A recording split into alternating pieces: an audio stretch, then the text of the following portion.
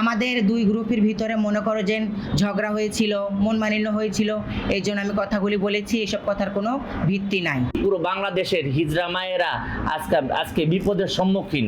আজকে পাবলিকের কাছে আমরা হেয়। ও হয়তো ভুলবশত বলে ফেলেছে, ছোট মানুষ বুঝে নাই, এর জন্য আমরা সবার কাছে মাপ চাইতেছি।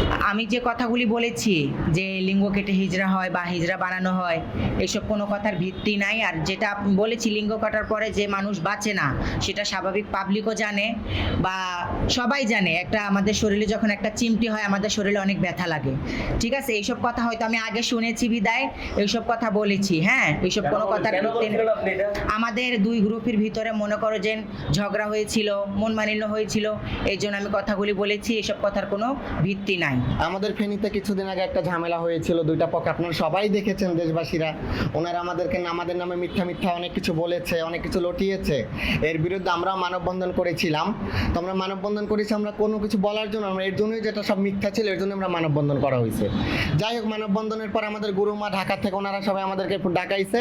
ডাকাবার পর ওই জায়গায় বসাতে আমাদের সুন্দরীজা যে আছে আমাদের ফেনী জেলাতে, উনি সহ যে আমরা একটা মিটমিশ হয়েছে, আমরা সবাই আবার মিলে গেছি, আপুস হয়ে গেছে। এর জন্য আবার আপনাদের সাংবাদিকদের ভাইদের সামনে আমরা সবাই আসছি, আইসা সমঝোতা করলাম।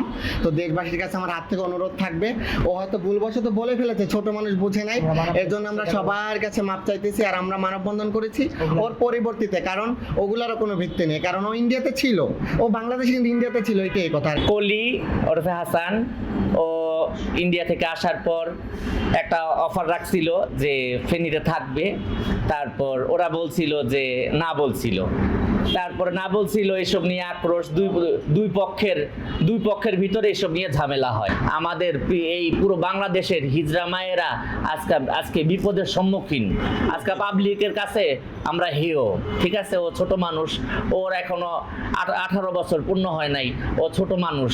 আজকে ওর এইসব কথা বলার কারণে যে লিঙ্গ কেটে হিজড়া হয়, মানুষের ওইসব জিনিস কাটলে ওইসব জায়গায় সফট কর্নারে মানুষ আঘাত পাইলে মানুষ বাঁচে না। যেখানে আঘাত পাইলে মানুষ বাঁচে না, সেখানে ওইসব, হ্যাঁ, আপনারা এলাকাবাসী মাফ করবেন, আপনারা দেশবাসী হিজড়া মায়ের আপনারা মাফ করবেন।